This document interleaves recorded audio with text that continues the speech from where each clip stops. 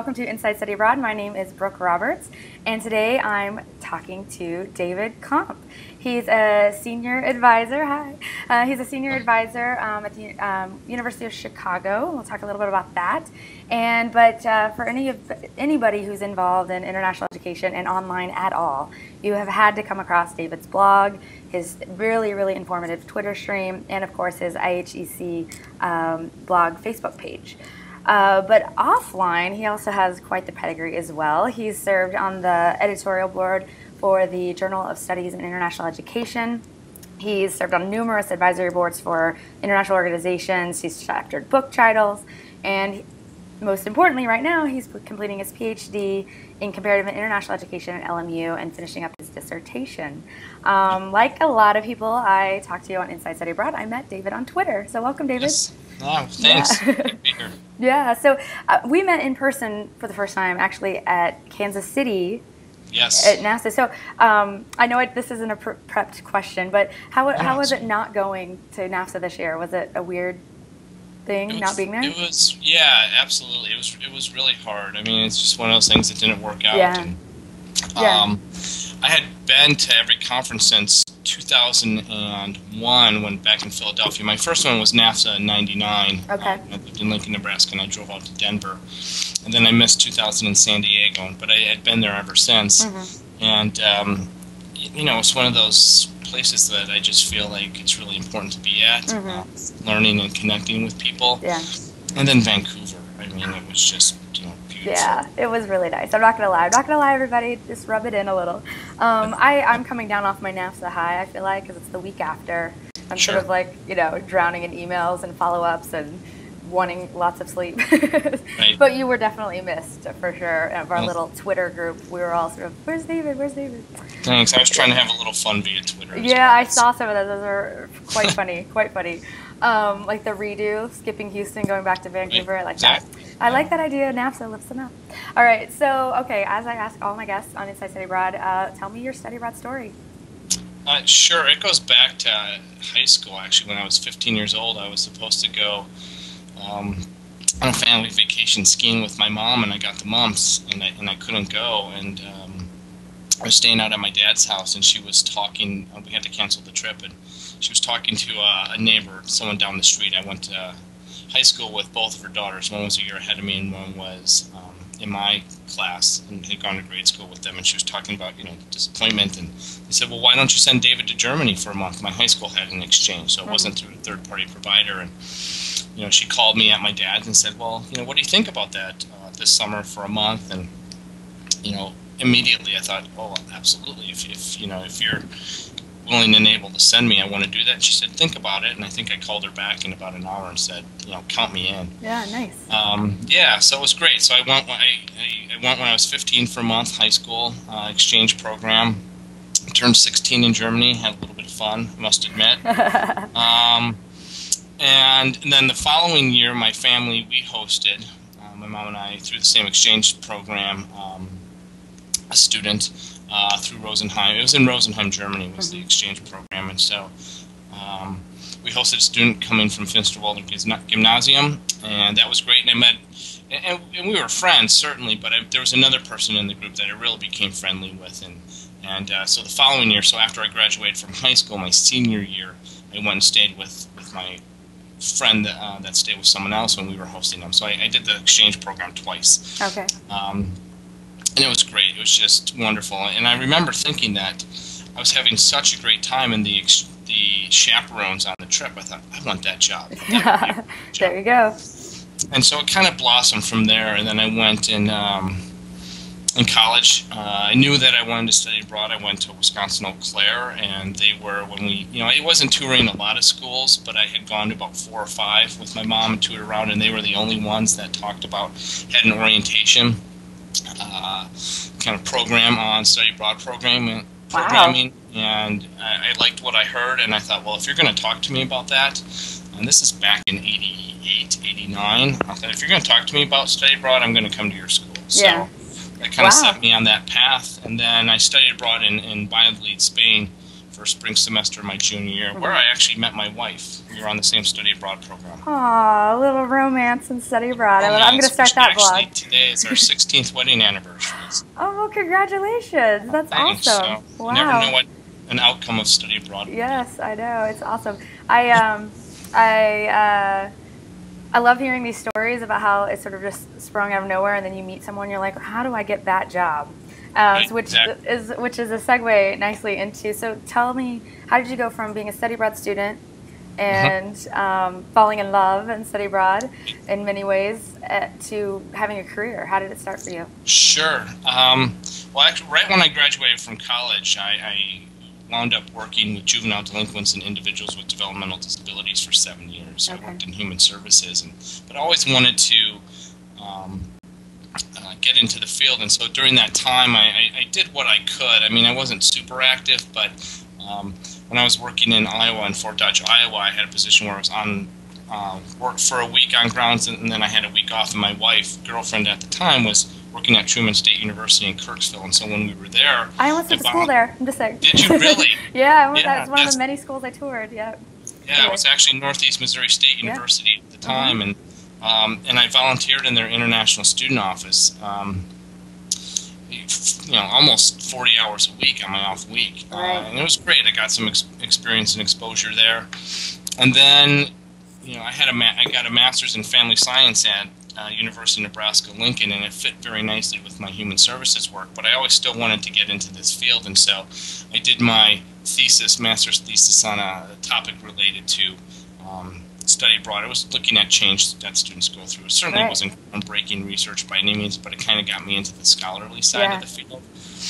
And then I also volunteered in the study abroad office in the Office of International Affairs at Nebraska-Lincoln in my final semester. I was doing a thesis. We were getting ready to move. I still had a full-time job, and then I volunteered every morning for 1 to 2 hours every week for the whole semester. And so that kind of gave me the study abroad side. And so, we decided to leave Lincoln, Nebraska, and I was hoping we wouldn't get a job and would just buy a one-way ticket somewhere and make our way around somewhere. And my wife got the job at the University of Chicago in the Office of Undergraduate Student Housing.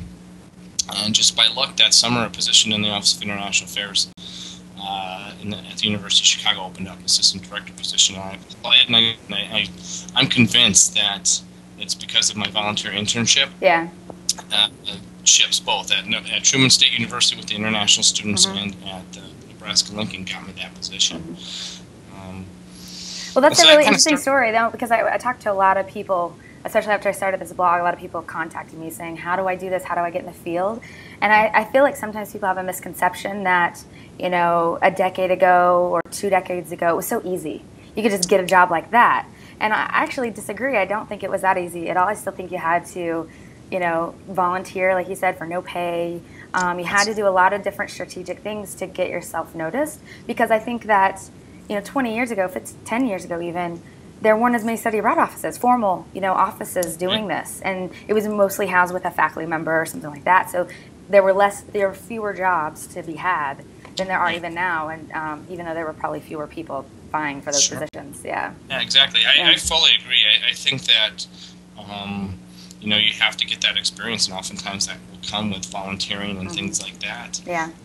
Trying to contribute to the field and networking. Those are big things. I mean, once I got into the field, and when I was doing my master's thesis, the then Dean of International Education at the Office of International Affairs in Nebraska said, "Oh, great, we'll get a bibliography out of your thesis." And I thought, well, it's going to be 2 pages. It's not going to be much. And they were helpful with, giving me the internship and sending out my survey instrument and really helpful in my master, crucial for my master's thesis. So I compiled a huge bibliography, 500 entries. I thought, well, as a thank you.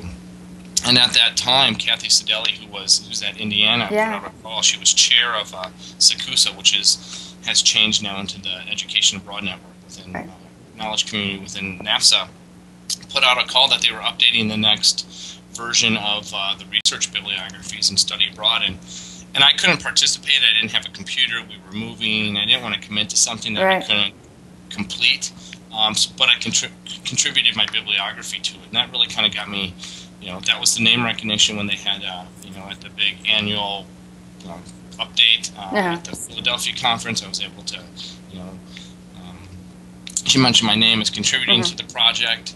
And then from there, I just kept doing it. I updated the older bibliographies, and then continued with the next version. And from there, it's just kind of blossomed. And I think it's doing that kind of stuff too. There are a lot of opportunities to just create some things that are, I wouldn't say simple. They might be a little time consuming. That's a great resource for the field, and that's definitely going to get you some name recognition and a resume citation as well. Yeah, I agree. Speaking of data collection, things like that. In your bio, you mentioned that one of your research interests is data collection and student mobility. And I interpret that, when I read that, it gets me excited because I'm really interested in how do we count students, where are they going, what are they doing, why are they doing it, et cetera, et cetera, et cetera. All these questions that I think are lovely little nuggets for people passionate about international ed. And, Open Doors, I cite Open Doors all the time, every day. Probably I reference some data point in that survey, which is wonderful. But I think in the field, we also know that we don't really know. We don't really know who's going. I think we're at a crossroads too in how we define what is education abroad. And so I'm just interested to hear your thoughts on how we can be better about counting ourselves. Sure. Well, going back even right when I was entering the field again was at a time when then Chair Kathy Sidelli, again, going back to Kathy, she's been a great resource and contact for me early on in the field, even though we don't work with her. Go Indiana! So she was really active in saying we really need to jumpstart the data collection initiative in our field again. And, a big effort, writing articles to just bring awareness to this, talking about it at, having more sessions at NAFSA, the CIE conference, writing articles for International Educator, other publications that were out there at the time to really bring awareness to the topic. She was, chair of the data collection committee and so forth. And then it continued with Glenn Cesarolotti from Rochester. He's in higher ed, no longer in the field. He's been out for a while, but he really kind of continued that effort. And so I think that was helpful, but we've kind of lost that now. I think we need a rejuvenated effort to bring awareness on the importance of data collection for all the reasons. Institutionally, knowing how many students you have abroad and where they're going. Yeah. Well, from a health and safety, obviously, I think we all know this by now. It's like that counting ourselves and knowing who's where is just important for the health and safety risk management perspective. Absolutely. Let alone being able to justify, more funding for your office, from the government to support scholarships, all these things that would help us to know if we had the number. What is the number? So I think I think to me it's a really important topic. But let's talk about an even more important topic for you because we have about 30 seconds. But you're writing a dissertation. I at least want you to have your moment of glory to tell the world. What are you writing about and why is it important? Sure. I'm looking at the Bourne Scholarship, or I guess the Scholarship and Fellowship, part of the National Security Education Program. And I'm looking at the service requirement component and looking at kind of retention. And is the program throughout its history meeting really the goals of the legislation and the vision of Senator Bourne back in 1991. So I'm really kind of looking at the retention rate within the government. Cool. Well, I'm really excited to hear the results. I'm sure you're going to put a proposal together for NAFSA to present this research, I hope. I hope everybody so. get there? Yeah. Do some reading, we'll see. Will it be ready for Houston, you said? Oh boy, no pressure. I hope this is last year. It's at the final stages of IRB approval. I just recently received provisional approval. I have to tweak a few things. And then the survey instrument will launch in late June, early July, and I'm taking some time off this summer from work to write it up. Nice. So. Well, good luck to you, my friend. Good luck to you. So, okay, we're at way over time. So, I have one final question. Yes. So, if you could do it all over again, knowing everything you know about study abroad, its benefits, the research you've done on study abroad, where would you go, and why?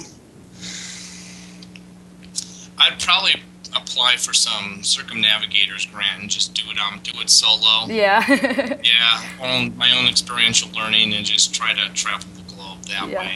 You're the hardest student to work with in study abroad, the one that wants to do something completely crazy. Exactly. Yeah, well, thank you so much, David. Everybody, this is David Comp from University of Chicago. You can check out his blog, which is ihec-djc.blogspot.com. I'll have it right down there on the video. And also, if you're on Twitter, follow him at David Comp. And it was so great to talk with you. Talking to Yeah, you too. good luck through the summer with your league. Thanks.